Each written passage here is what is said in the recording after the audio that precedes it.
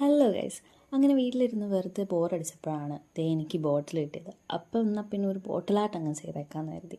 നിങ്ങൾക്ക് പടം വരയ്ക്കാൻ അറിയില്ലേ, പെയിൻറ് ചെയ്യാൻ അറിയില്ലേ, പക്ഷേ ഈ സാധനം നിങ്ങൾക്ക് സിമ്പിളായിട്ട് ചെയ്യാവുന്നേ ഉള്ളൂ കേട്ടോ. ഇത് ചെയ്യാനായിട്ട് നിങ്ങൾക്ക് ഇതുപോലെ ഒരു ബോട്ടിൽ വേണം, പിന്നെ ആക്രിലിക് പെയിൻറ് ഒരു 3-4 കളേഴ്സ് വേണം, പെയിൻറ്റിങ് ബ്രഷ് വേണം, പിന്നെ ഒരു CD മാർക്കർ ബ്ലാക്ക്. അപ്പോൾ സിമ്പിളായിട്ട് ബോട്ടിൽ എന്ത് പെയിൻറ്റിങ് ചെയ്യുമെന്ന് ഞാൻ വിചാരിച്ച് ഇങ്ങനെ കുറേ സെർച്ച് ചെയ്തപ്പോഴാണ് ബോഹോ പെയിൻറ്റിങ് ഞാൻ കണ്ടത്. ബോഹോ പെയിൻറ്റിങ് എന്താണെന്ന് നിങ്ങൾക്ക് അറിയില്ല എങ്കിൽ ഇതേപോലത്തെ പെയിൻറ്റിങ്സിനാണ് കേട്ടോ ബോഹോ പെയിൻറ്റിങ് എന്ന് പറയുന്നത്.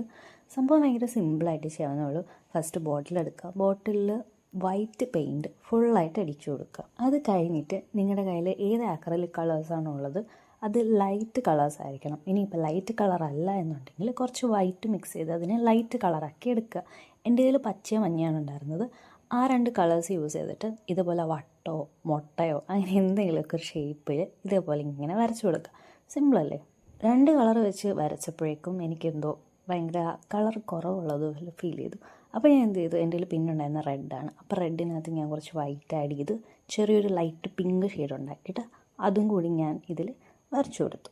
ബോട്ടിൽ ഒരുമാതിരി ഒന്ന് ഫില്ലായി കഴിയുമ്പോഴത്തേക്കും ഈ പെയിൻ്റ് അടി നിർത്തിക്കോണം. ഇനി നമുക്ക് വരയ്ക്കാനാണ്. അപ്പോൾ CD മാർക്കർ വെച്ച് വരയ്ക്കാനാണെങ്കിൽ സിമ്പിളാണ്. അതല്ല നിങ്ങൾക്ക് പെയിൻറ്റ് വെച്ചിട്ട് ബ്ലാക്ക് പെയിൻറ്റ് വെച്ചിട്ട് വരയ്ക്കാൻ ഈസി ആണെങ്കിൽ അങ്ങനെ ചെയ്താലും മതി. ഗൂഗിളിൽ ചെന്നിട്ട് ബോഹോ പെയിൻറ്റിങ്സ് എന്ന് അടിച്ചു കൊടുത്തു കഴിഞ്ഞാൽ ഒരുപാട് ഇതുപോലത്തെ പാറ്റേൺസ് നമുക്ക് കിട്ടും. അതിൽ നിന്ന് സിമ്പിളായിട്ടുള്ളത് നോക്കിയിട്ട് സെലക്ട് ചെയ്തിട്ട് നമുക്കിതുപോലെ വരച്ചു കൊടുക്കാവുന്നതാണ് കേട്ടോ.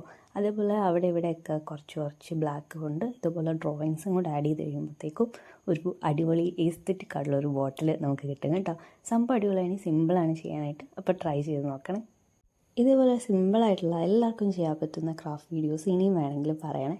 പിന്നെ വീഡിയോ